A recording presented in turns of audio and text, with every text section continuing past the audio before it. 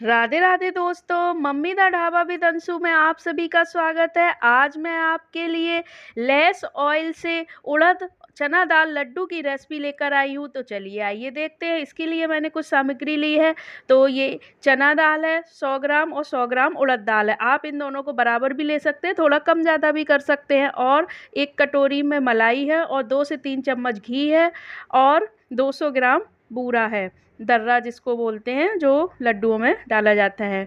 तो हमें सबसे पहले क्या करना है कि इस तरह से दाल को ज़रा से पानी में बस एक बार में अच्छे से धो लेना है और वॉश करके और फटाफट स्ट्रेनर में निकाल देना है।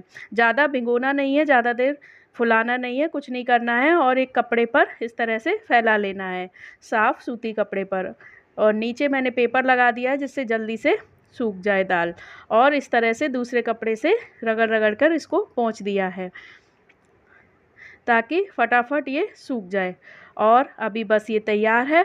तो अभी हम क्या करेंगे, एक कढ़ाई लेंगे और इधर तब तक मैंने ये उड़द दाल को भी इसी तरह से वॉश कर लिया है। तो ये धुली हुई उड़द दाल है और धुली हुई लेने हैं, हमें छिलके वाली नहीं लेनी है। तो इस तरह से इसको भी फटाफट वॉश किया और स्ट्रेनर में निकाल कर, और ये देखिए इसमें थोड़ा वाइट वाइट जो पानी निकला है, जो भी गंदगी है तो वो साफ़ हो गई। और उसको भी इसी तरह से सुखा लेना है। और अभी ये चना दाल हमारी तैयार हो गई थी, तो इसको कढ़ाई में डाल दिया है। कढ़ाई को गर्म होने के लिए रख दिया था और इसको स्लो फ्लेम पर भूनना है, बिना किसी घी या ऑयल के। और अभी तब तक इसको भी इस तरह से फैला लिया है, उड़द दाल को भी हमने।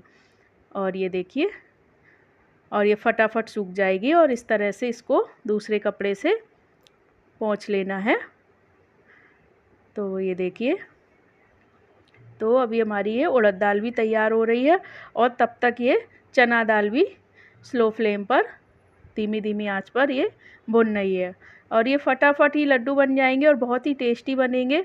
और उड़द दाल के लड्डू बहुत ही स्वादिष्ट होते हैं और बहुत ही हेल्दी भी होते हैं। तो जिसको वीकनेस वगैरह रहती है तो वो उड़द दाल के लड्डू बनाकर इस तरह से खा सकते हैं। और बेसन से भी बहुत ही सौंधी सौंधी खुशबू आती है और फ्लेवर बहुत ही अच्छा आता है। तो एक बार इस तरह से मिक्स कर कर भी आप बनाकर देख सकते हैं। बाकी आपने बेसन के लड्डू तो बहुत ही खाए होंगे, तो इस तरह से मिक्स दालों के लड्डू भी बनाकर आप खा सकते हैं। तो ये बस स्लो फ्लेम पर इसको थोड़ा थोड़ा कम ज़्यादा करके भून लेना है, ड्राई रोस्ट कर लेना है। तो ये देखिए अभी लाल होने लगी थी, ये देखिए गोल्डन होने लगी थी। तो अभी हमने इसको निकाल लिया है। तो ये दाल हमारी भुन चुकी थी और अभी हम इसको निकाल ले रहे हैं और ठंडा होने के लिए रख दे रहे हैं। तब तक जो हमारी उड़द दाल है ना, हम उसको भून लेंगे। तो ये मैंने उड़द दाल कढ़ाई में डाल दी और इसको भी ड्राई रोस्ट करना है धीमी धीमी आंच पर। इन दोनों को अलग अलग ही भूनना है और अलग अलग ही वॉश करना है। इनको मिक्स मत करिए, क्योंकि उड़द दाल थोड़ी हल्की होती है, वो जल्दी भुन जाएगी, और छोटे दाने होते हैं और चना दाल में थोड़ा टाइम लगेगा। तो इस बात का ध्यान रखिए और अलग अलग ही इनको ड्राई रोस्ट कीजिए। तो इस तरह से, और बहुत ही कम घी में, और ये स्वादिष्ट लड्डू बनकर तैयार हो जाएंगे। तो जिन लोगों को घी खाने के लिए मना किया गया है और उनका लड्डू खाने का मन होता है, तो वो इस तरह से लड्डू बनाकर खा सकते हैं और खिला सकते हैं। तो ये देखिए, ये धीमी धीमी आंच पर ये देखिए अच्छे से रोस्ट हो रही है। और ये देखिए इसका कितना सुंदर गोल्डन ब्राउन कलर आ गया है। तो अभी हम इसको भी निकाल लेते हैं। और इसमें खुशबू भी बहुत ही अच्छी अरोमा आ रही थी, बहुत ही अच्छी खुशबू आ रही थी जब ये भुन गई थी। तो अभी इसको ठंडा होने के लिए रख दे रहे हैं। तब तक ये चना दाल ठंडी हो चुकी थी, तो इसको हम पीस लेते हैं। तो इसको एकदम महीन पाउडर नहीं बनाना है, हल्का सा दरदरा रखना है। हल्का सा दरदरा नहीं, बस हल्का सा रखना है, थोड़ा सा, एकदम महीन नहीं बनाना है बस। तो ये बात ध्यान रखिए, एकदम ना मोटा रखना है और ना ही ज़्यादा एकदम आटा बनाना है। हल्का सा एक दाना सा रहना चाहिए, बिल्कुल महीन सा।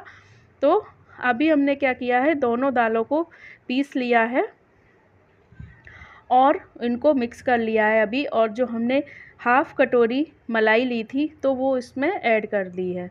फ्रेश मलाई है और बच्चे मलाई वगैरह नहीं खाते हैं, तो उसका कुछ यूज भी नहीं हम करते हैं। तो इस तरह से आप लड्डुओं में बनाकर, और घी भी हमें कम लगेगा और अगर किसी के पास घी नहीं अवेलेबल है और उसको लड्डू बनाने हैं, तो लड्डुओं में वैसे तो बहुत ही घी लगता है, तो इस तरह से कम घी में भी आप स्वादिष्ट लड्डू बना सकते हैं। तो ये देखिए, मैंने ये हाफ़ कटोरी मलाई थी तो वो पूरी डाल दी थी और इसको फिर से थोड़ा भूना है जब तक ये मलाई अच्छे से मिक्स ना हो जाए और सभी अच्छे से भुन जाएंगे। तो अभी ये अच्छे से भुन गया था, तब तक स्लो फ्लेम पर भुन रहा था और मैंने तब तक ये 1 चम्मच घी लिया है और इसको गरम करके अभी जो मैंने काजू बादाम लिए थे, तो वो उनको मैं भून रही हूँ, क्योंकि ये फ्राई करके डालो तो बहुत अच्छा टेस्ट आता है।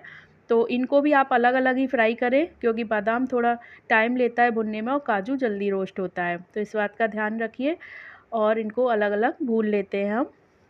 और इलायची भी मैंने पीस ली है, इलायची का पाउडर बना लिया है। अगर आप इसमें बीज भी डालें, सीड जो मेलन सीड होते हैं या वाटरमेलन सीड होते हैं, तो वो भी आप इनको इस तरह से भून कर डाल सकते हैं, वो भी बहुत टेस्टी लगते हैं। तो मैंने अभी नहीं डाले थे, पर अगर आपके पास हैं तो आप ज़रूर डालिए, बहुत ही अच्छे लगते हैं और देखने में भी बहुत ही सुंदर लगेंगे लड्डू हमारे। तो इस तरह से वो तब तक भुन चुके थे और इधर मेरा ये आटा भी तैयार हो गया था भुनकर। ये देखिए अच्छे से कलर बहुत ही सुंदर आया है और सारी मलाई एब्जॉर्ब हो गई है। और इनको आप महीने भर तक भी रख कर खा सकते हैं, बिल्कुल भी ख़राब नहीं होंगे। बस मलाई को थोड़ा अच्छे से भून लेना है। और ये देखिए एब्जॉर्ब हो गई थी और अभी मैंने इलायची पाउडर जो बनाया था वो भी इसमें ऐड कर दिया है। और अभी मैंने क्रश कर लिया था काजू बादाम को, तो वो भी मैंने इसमें डाल दिए हैं। और शुगर आप बूरा ही लीजिए, क्योंकि बूरा से ही लड्डुओं में टेस्ट आता है, चीनी पीसकर मत डालिए। और बूरा आप अपनी इच्छा अनुसार कम ज़्यादा कर सकते हैं, आपको जितना मीठा पसंद हो उतना आप ले सकते हैं, कोई ज़रूरी नहीं है कि सेम लें। वैसे सेम क्वांटिटी का डालते हैं।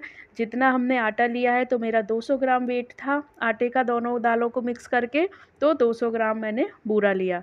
अगर आपको कम थोड़ा मीठा खाना पसंद हो तो आप कम डाल सकते हैं। अब इन सबको अच्छे से मिक्स करते हैं और फिर देखते हैं कि लड्डू बन रहे हैं या नहीं। अगर नहीं बन रहे हैं तो जो हमने घी मेवा भूनने के लिए लिया था, बस वही घी गरम घी करके ही डालना है, ठंडा नहीं डालना है। तो वो हमारा गरम रखा ही था। तो अभी देखिए ये लड्डू नहीं बन रहे हैं, ये बिखर रहे हैं। तो मैंने इसमें 2 से 3 चम्मच, बस ये देखिए ये घी डाल दिया है। और अब देखते हैं अभी लड्डू बन रहे हैं या नहीं बन रहे हैं।